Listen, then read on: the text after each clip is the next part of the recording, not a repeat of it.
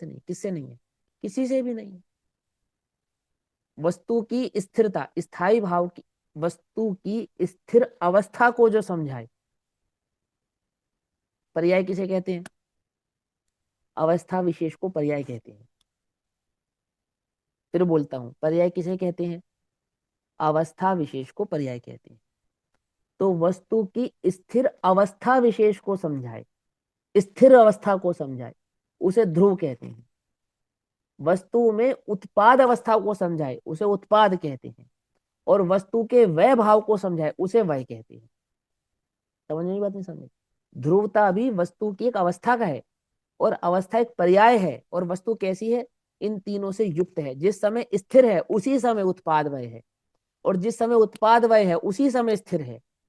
उत्पाद बिना का वय और स्थिरता नहीं है, वय बिना की उत्पाद और स्थिरता नहीं है, और स्थिर बिना का उत्पाद वय नहीं है। आती है वह समझ में नहीं आती? और ये तीनों क्या है कि जब वस्तु होगी तो तीनों युक्त होंगी, तीनों होंगे, उत्पत्ति भी होगी, वय भी होगा, और ध्रुवता भी होगी, तब जाके एक वस्तु होगी। वस्तु अवक्तव्य है, अवक्तव्य वस्तु को वक्तव्य बनाते हैं, तो वहां पे ध्रुव उत्पाद वय का भेद करते हैं। आती है वह समझ में नहीं समझ आती? यहाँ पे क्या कहा? उत्पाद व ध्रुव द्रव्य से, यानी कि ध्रुव, अब चार चीजें होगी ना, उत्पाद व ध्रुव द्रव्य से। ध्रुवता द्रव्य में है, द्रव्य ध्रुव नहीं। लेकिन ध्रुवता द्रव्य के नजदीकी स्वभाव को समझाती है, इसलिए हम द्रव्य को ध्रुव ऐसा कहते हैं। जैसे न- वस्तु निश्चय से है, जबकि वस्तु में नय नहीं लगता, फिर भी हम वस्तु को निश्चय से है ऐसा कहते हैं, क्योंकि निश्चय वह नय है जो वस्तु के वास्तविक स्वभाव का निर्णय या दर्शन करा रहा। ऐसे ही ध्रुव कौन सी पर्याय है? जो वस्तु के स्थिर स्वभाव या भाव को समझा रही है। इसलिए हमने ध्रुव वस्तु को ध्रुव तो कहा, ध्रुव तो स्वीकारा, ध्रुव दृष्टि भी स्वीकारी, पर क्या नहीं स्वीकारा? उत्पाद और वह नहीं स्वीकारा। है, निषेध नहीं है, लेकिन दृष्टि के विषय में उत्पाद वह को नहीं स्वीकारा, ध्रुवता को स्वीकारा। आती वह समझ में, है ना? अब क्या कहते हैं, देखो 101 नंबर की गाथा, मैं कहता हूँ ये शगुन की गाथा है। शगुन की गाथा, किसके शगुन की गाथा? वस्तु स्वरूप को समझने का ये अल्टीमेट भाव है, अल्टीमेट भाव। ये शगुन किसको प्राप्त होता है? ज्ञानियों को सहज ही प्राप्त होता है, समझने वालों को सहज ज्ञान प्राप्त होता है। क्या? ज्ञानियों को यह ज्ञान सहज ही प्राप्त होता है ना? तिलक है ये वस्तु स्वरूप को समझाने का। जहां ये एक अपने आप में एकमात्र अनोखी गाथा है जो ध्रुव को पर्याय कहेगी। अपने आप में ये एक अनोखी गाथा है जो ध्रुव को भी क्या कहेगी? पर्याय कहेगी। इसलिए मैं कहा ये शगुन है, ये हर किसी को नहीं मिलता। विशेष लोगों को, विशेष अवसर पर, विशेष लोगों के द्वारा ही मिलता है ना? क्या समझे? ऐसे ही मिलता है ना शगुन, यदा कदा तो नहीं मिलता है।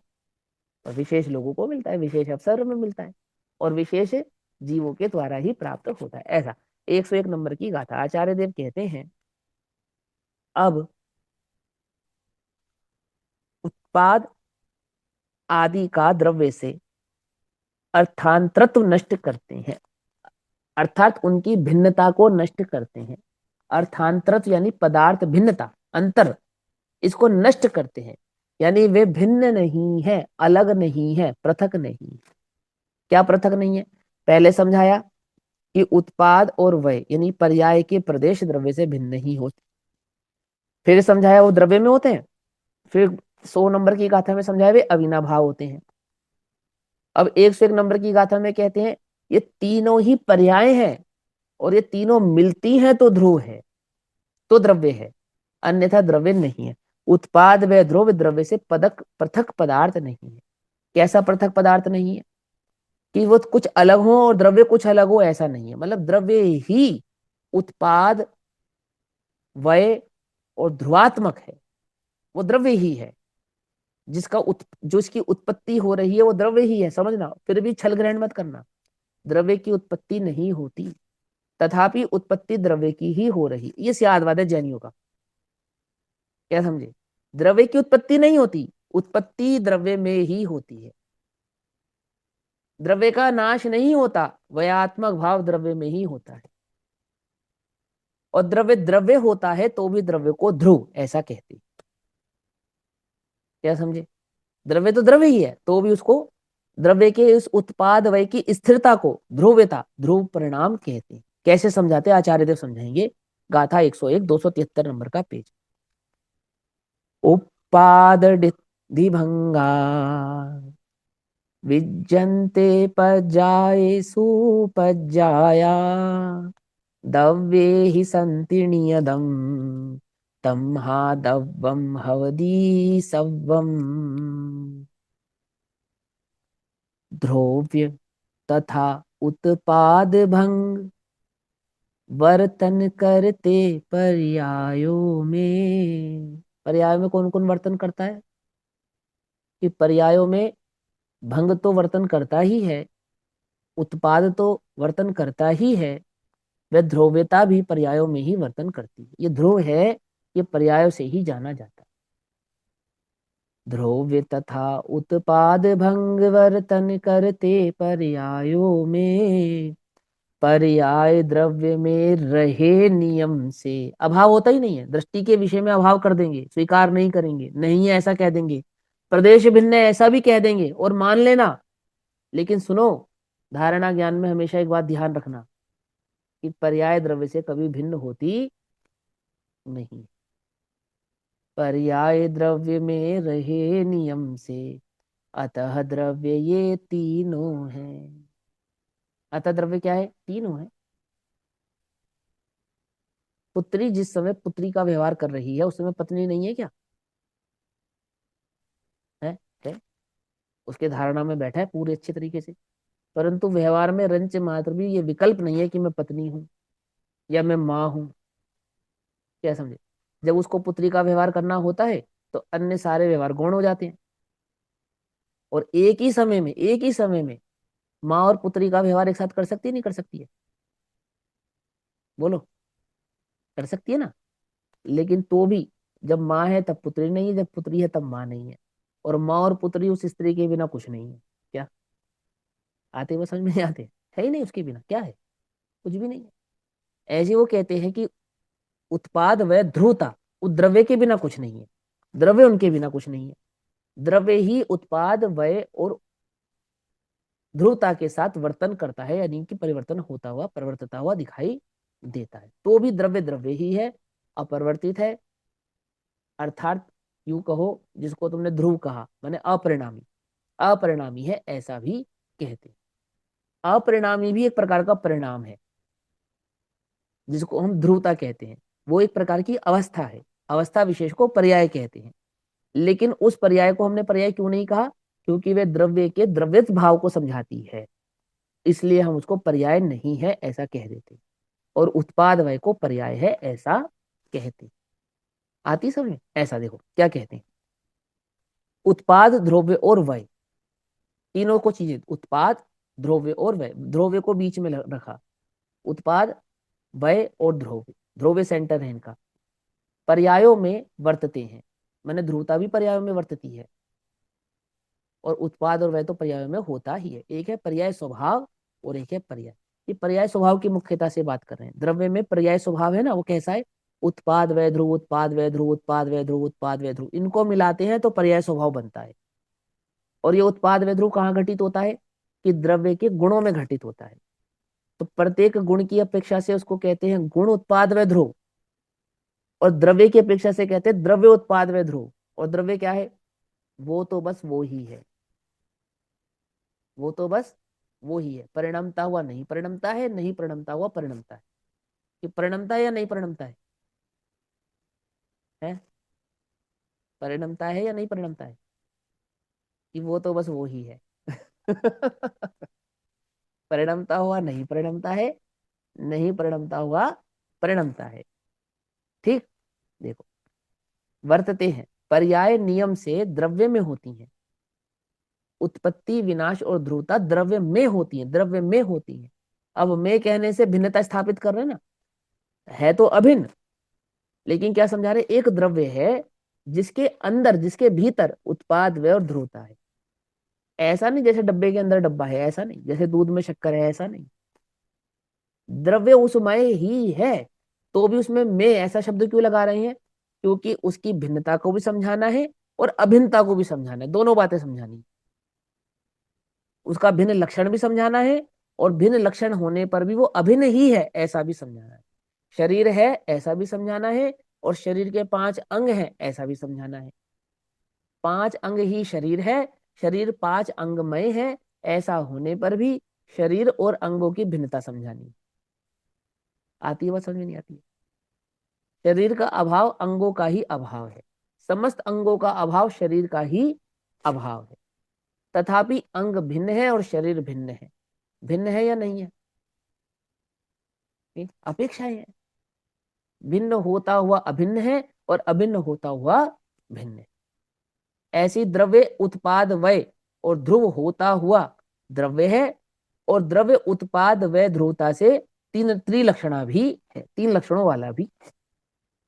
नियम से, पर्याय नियम से द्रव्य में होती हैं, इसलिए वह सब द्रव्य है। वह सब कौन द्रव्य है? उत्पाद वय और ध्रुवता, ये तीनों ही द्रव्य है। ऐसा। अब क्या कहते हैं? टीका। आचार्य अमरचंद्र देव ये टीका कर रहे हैं, ध्यान से समझिएगा। आचार्य देव कहते हैं, आचार्य कुंद कुंद देव की गाथा तो पढ़ ली ना, है ना? क्या क्या कहा आचार्य कुंद कुंद देव ने? आचार्य अमरचंद्र देव समझाते हैं, प्रकाशित करते हैं। तत्व प्रदीपी का नाम है ना इसका। तत्व के का प्रतिपादन करती है, यानी तत्व को प्रकाशित करती है। इस गाथा में जो भाव है उस भाव को प्रकाशित करती है। वो कहते हैं उत्पाद वय और ध्रुव वास्तव में पर्याय पर अवलंबित है, अर्थात ये पर्याय का स्वभाव है। उत्पाद वय और ध्रुवता वास्तव में माने वस्तु स्वरूप ऐसा ही है ना? वास्तव में, निश्चय से कहो, वास्तव में कहो, पर्यायों पर अवलंबित है। अवलंबित है अर्थात ऐसा ही पर्यायों का स्वभाव है। कैसा पर्यायों का स्वभाव है? कि अभी तक तो हमने समझा था उत्पाद व पर्याय है, यहाँ कहते हैं उत्पाद व और ध्रुवता भी पर्याय है। ठीक। अब आगे क्या कहते हैं? और वे जो अवलंब का अर्थ पर्याय तो हैं। हम आश्रय लेते हैं ना, पर वैसे हैं? अवलंब का अर्थ तो आश्रय लेते हैं ना वैसे तो हाँ, आश्रय लेते अवलंबित। हैं, कोई दिक्कत नहीं, हाँ ठीक है, अवलंबित लेते हैं, पर्यायों पे अवलंबित हैं। वहां पे अब वो भावे भाव वाचक वाच्य संबंध होता है ना, आश्रित है। अब जो पर्याय अलग हो गई, क्योंकि पर्याय में 3 स्वभाव है ना। उत्पत्ति को भी पर्याय कहेंगे, वय को भी पर्याय कहेंगे और ध्रुव को भी पर्याय कहेंगे, तो इसलिए अवलंबित कहा। अब मैं इसको कहता हूँ अवलंबन माने ये पर्याय का स्वभाव है। बोले क्या? कि जब हमने कहा पर्याय, तो उसका मतलब ये हो गया कि उत्पाद व ध्रुव, उत्पाद व ध्रुव, उत्पाद व ध्रुव। आप पर्याय को मात्र उत्पाद ऐसा नहीं कह पाएंगे, आप पर्याय को मात्र वय ऐसा भी नहीं कह पाएंगे, और आप पर्याय को मात्र ध्रुव ऐसा भी नहीं कह पाएंगे। जब भी आप पर्याय कहेंगे तो क्या समझ में आना चाहिए? उत्पाद व ध्रुव, उत्पाद व ध्रुव, उत्पाद व ध्रुव, ये पर्याय है। आ गई बात समझ में? तो उसको अवलंबित कहा, माने वो तीन ये तो लक्षण ठीक वाली है, है। पर लेकिन जैसे ध्रुव द्रव्य को ही हम ध्रुव भी कहते हैं, द्रव्य को ही हाँ ध्रुव कहते हैं कहते ना। हैं, तो यहाँ पे हाँ, द्रव्य को ध्रुव से अलग करके क्यों समझाया? मतलब उसके पीछे की वजह क्या है कि अभी तो हमने ध्रुव। समझाया मैंने। अच्छा। अब यहाँ पे हाँ। यहाँ पे ध्रुव को द्रव्य से अलग करके नहीं समझाया। ध्रुव तो है ही द्रव्य पर्याय का अंश। द्रव्य को ध्रुव से अलग करके समझाया, मतलब लेकिन द्रव्य का अर्थ और भावार्थ और ध्रुव का भावार्थ एक अलग तरीके से लेके बता रहे हैं ना। हाँ, अभी आधे घंटे पौने घंटे ही तो समझाया। सुनो अच्छा। फिर से समझाता हूँ, कोई बात नहीं। देखो, ध्रुव को द्रव्य से अलग नहीं किया, ध्रुव तो द्रव्य से अलग ही है। क्या कहा? करते बल्कि क्या है कि ध्रुव को द्रव्य कहते हैं, किया तो ये है। क्या कहा?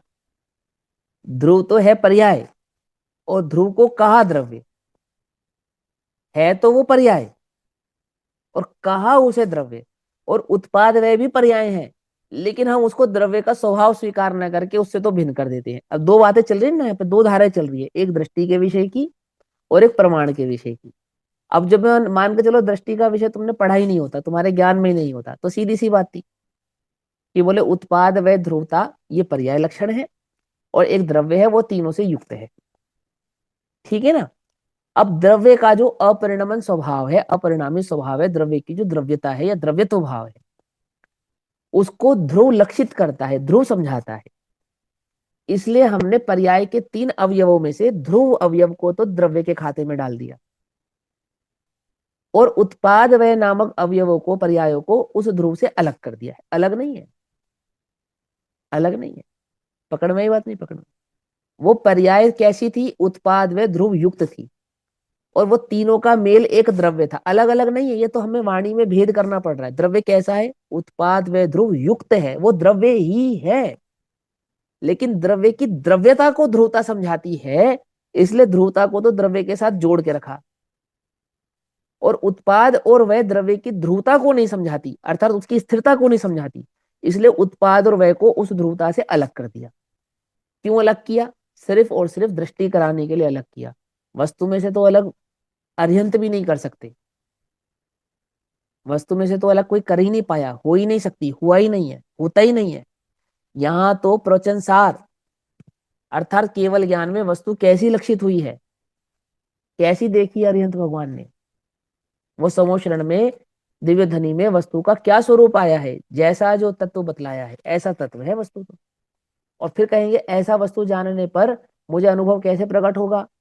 कि वस्तु के इस भाव का लक्ष्य कर और इस भाव को गौण कर। समझ में बात नहीं समझ? इसका लक्ष्य कर, इसको गौण कर, ये दृष्टि के विषय में समझा। ठीक है ना? तो यहाँ तो वस्तु का स्वभाव समझा रहे हैं, वो स्वरूप क्या है उसका। क्या है वस्तु? कि उत्पाद व ध्रुव युक्त होकर एक वस्तु है, उसके बिना वस्तु नहीं है। ठीक। क्या कहते हैं? अवलंबित है, और वे पर्याय द्रव्य पर अवलंबित है। पर्याय स्वभाव किसका है? वो द्रव्यों का है, द्रव्य का है। इसलिए यह सब एक ही द्रव्य है, द्रव्यांतर नहीं। अर्थात एक द्रव्य ही है, जिसको हम कभी उत्पाद वह भाव वाला कहेंगे, कभी ध्रुव भाव वाला कहेंगे। वो द्रव्य ही है। ध्रुवता तो द्रव्य है ही, उत्पाद वय भी द्रव्य ही है। उत्पाद वय तो द्रव्य है ही, और वह ध्रुवता भी द्रव्य ही है। और द्रव्य कैसा है? कि द्रव्य तो बस द्रव्य है। द्रव्य तो बस द्रव्य, ना वह उत्पाद है, ना वह वह है, ना वह ध्रुव है, ऐसा भी है। वह तो बस वह ही है ना, ऐसा भी है। लेकिन उस वह के है पने को ध्रुवता समझाती है, इसलिए द्रव्य को ध्रुव ऐसा कह देते हैं, और पर्याय को उत्पाद और वय ऐसा कह देते हैं। ठीक। आगे क्या कहते हैं? प्रथम तो, सबसे पहले तो द्रव्य पर्यायों के द्वारा आलंबित है, अर्थात पर्याय द्रव्याश्रित हैं। अर्थात पर्याय जब भी होंगी वे द्रव्य के बिना हो सकती नहीं। पर्याय हो गई, ऐसा नहीं होता। और द्रव्य है और बिना पर्यायों के हो गया, ऐसा भी नहीं होता। वो भी बात समझाएंगे। पहले क्या कहा? पहले तो ये समझो पर्याय है, बोले हाँ है, द्रव्य के बिना नहीं है। ठीक है जी। क्योंकि समुदायी, अब देखो यहाँ पर जो है ना, पर्यायों के द्वारा आलंबित है, अर्थात पर्याय द्रव्याश्रित है, द्रव्य के आश्रय से रहती है।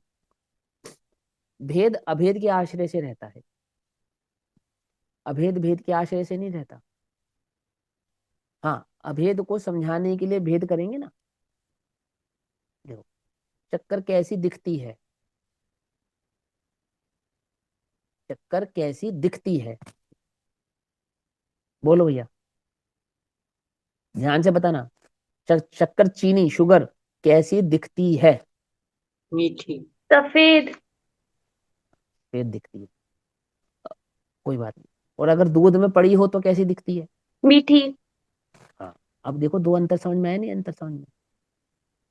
दिखती है, सफेद दिखती है।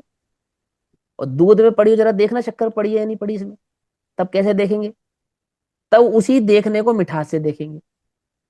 अंतर समझ में आ रहे नहीं आ रहे? है ना? हो गया, हो गया। एक एक बार वर्ण गुण को मुख्य करा, एक बार रस गुण को मुख्य करा। अपेक्षाकृत कहाँ ढूंढनी है उस पर डिपेंड करता है। दूध में ढूंढेंगे तो रस की मुख्यता से ढूंढेंगे, स्वाद की मुख्यता से ढूंढेंगे। और डब्बों में ढूंढेंगे तो रंग की मुख्यता से ढूंढेंगे। ऐसे ही है ना? ऐसे ही है ना? ऐसे ही वहां कहते हैं कि वो जो द्रव्य है वो पर्याय जो द्रव्य है वो पर्यायों में अवलंबित है, अर्थात पर्याय द्रव्य में रहती हैं। अर्थात इसका मतलब क्या है? क्योंकि जो समुदायी है, समुदायवान समुदाय स्वरूप होता है, अर्थात जो भेद हैं वो अभेद रूप ही होते हैं। भेद किसके होते हैं? अभेद वस्तु के ही भेद हो सकते हैं। जैसे फॉर एग्जाम्पल, वो कहेंगे जैसे वृक्ष की भांति। जैसे एक पेड़ है, तो पेड़ क्या है? पेड़ मूल है, पेड़ शाखा है, या पेड़ तना है? क्या है पेड़? किसको पेड़ कहें हम? मूल को पेड़ कहें, तने को पेड़ कहें, या तीनों शाखाओं को को। पेड़ कहें। तीनों तो को। बोले कि पेड़ ऐसी जगत में कोई वस्तु ही नहीं है कि जिसको आप मूल, शाखा और तने के बिना सोच सकें, समझ सकें या देख सकें। पेड़ माने क्या? जो मूल, शाखा और तनों का समूह है। ऐसा होने पर भी एक को कहेंगे शाखा, एक को कहेंगे तना, और एक को कहेंगे मूल यानी कि जड़, और इन तीनों के समूह को कहेंगे पेड़। आई बात समझ में? पेड़ कौन है? जो मूल, तने और शाखाओं से युक्त है। ऐसे द्रव्य कौन है? जो उत्पत्ति, विनाश और ध्रुवता से युक्त है। पकड़ में ही बात नहीं? पकड़ में? उत्पत्ति, विनाश और ध्रुवता के बिना द्रव्य नहीं, और द्रव्य से ही उत्पत्ति, विनाश और ध्रुवता लक्षित या प्रकाशित हो रही है। कुछ अलग है ही नहीं, कुछ अलग नहीं है। ये तो हम शब्दों से अलग कर दिया। हमने तना कह दिया, मूल कह दिया और शाखाएं कह दी। हमने पेड़ को ही तीन भागों में विभाजित कर दिया। वो पेड़ ही है जिसको हम मूल कह रहे हैं, वो पेड़ ही है जिसको हम शाखा कह रहे हैं, और वो पेड़ ही है जिसको हम तना कह रहे हैं। ऐसा होने पर भी तना को शाखा, शाखा को मूल नहीं कहेंगे, और शाखा मूल तना के संयुक्त भाव को पेड़ भी कहेंगे। आई बात समझ में? ऐसा उदाहरण देकर आचार्य देव कहते हैं, लेकिन अभी समय हुआ, बाकी चर्चा हम कल करेंगे। तब तक के लिए सभी को जय जिनेन्द्र। ओम नमः सिद्धेभ्य।